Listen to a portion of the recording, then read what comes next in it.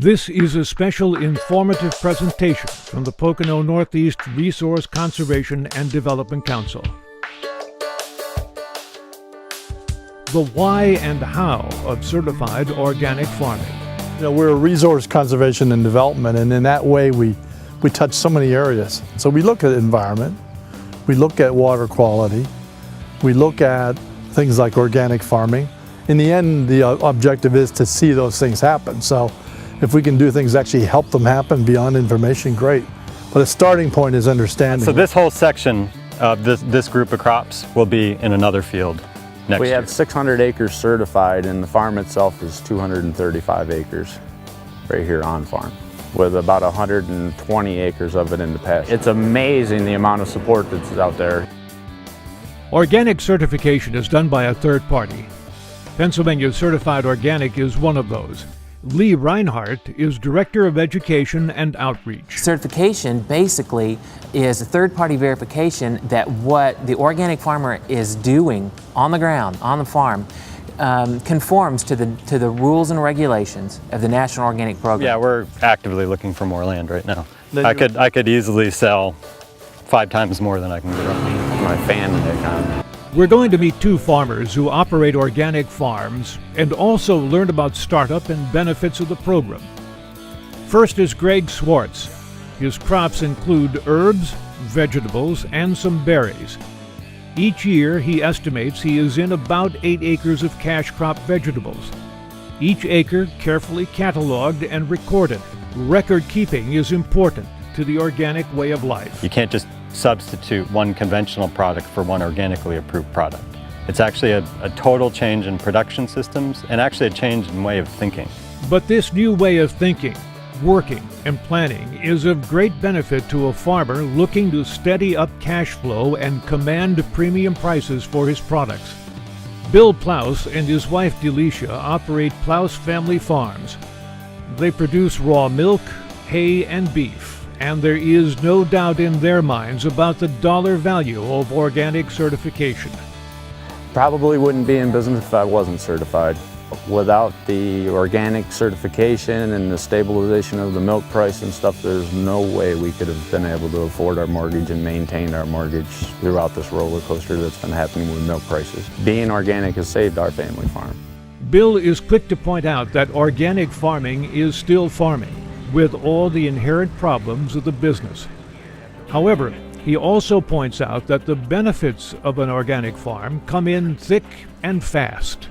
We do minimum tillage. We're all grass-based, so we really don't do any tillage at all. The majority of our seeding we do is frost seeding. We have virtually no hoof problems. Our vet bill runs less than $1,000 every year. That includes all herd checks, dehorning, vaccinations, everything. I mean, the animals are twice as healthy. And the record keeping required for organic certification initially and for renewal, it becomes a valuable asset in daily operations, so it isn't wasted time. It gives you a lot of data to be able to make the decisions that you need to make to manage your farm successfully. Imagine paperwork that makes life easier. Then here we keep our pasture records as to where they're going, our daily pasture rotations and the number. We have a map of the whole farm with an overall grazing plan with the different paddocks documented on them. So, if you like what you hear so far, pricing stability, good markets, lower expenses, and you would like to explore going organic on your own farm, then there are a few things you need to work on. You've already heard Lee Reinhardt speak to third-party certification.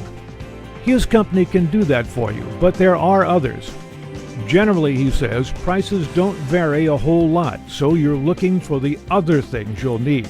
Things like customer service, things like educational benefits that are offered, things like materials review, being available to answer questions on the phone whenever a farmer calls and says, you know, I've got this problem.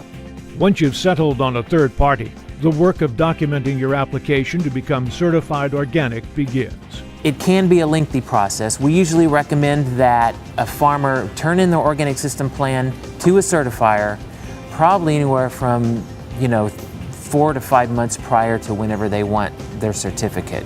To this point, we have not mentioned a significant detail in considering whether or not to become a certified organic farmer. It is the matter of the environment, this place we call home, what we should and should not do to it.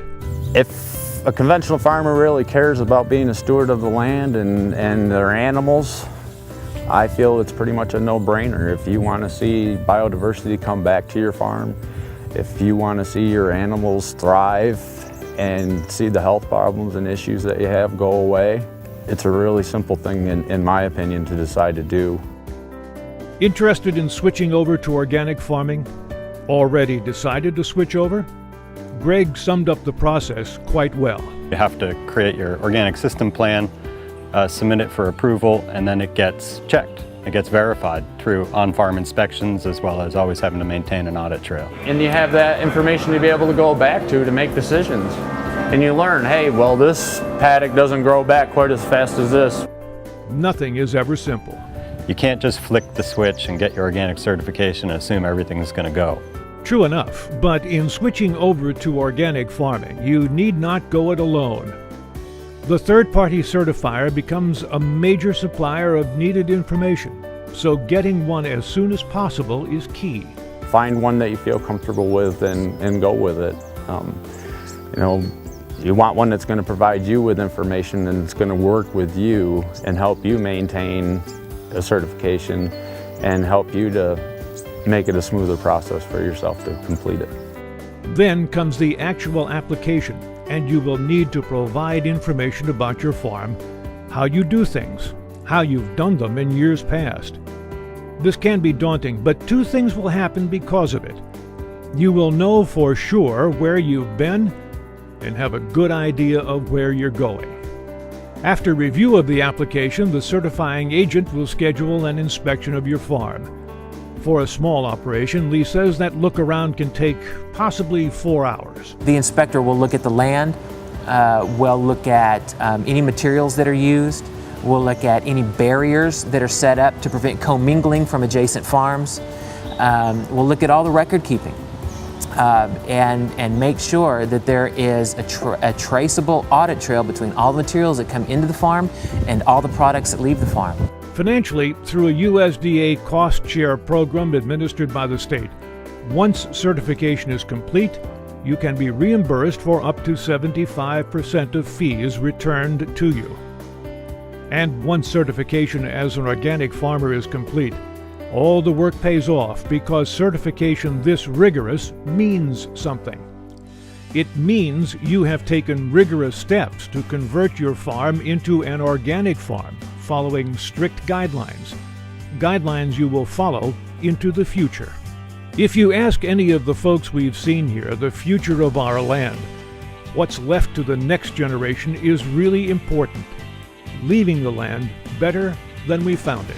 It's wonderful to be able to look out and know that the land is still the way it was when I was a kid, and know that we have some protection there to hopefully be able to keep it that way for another generation.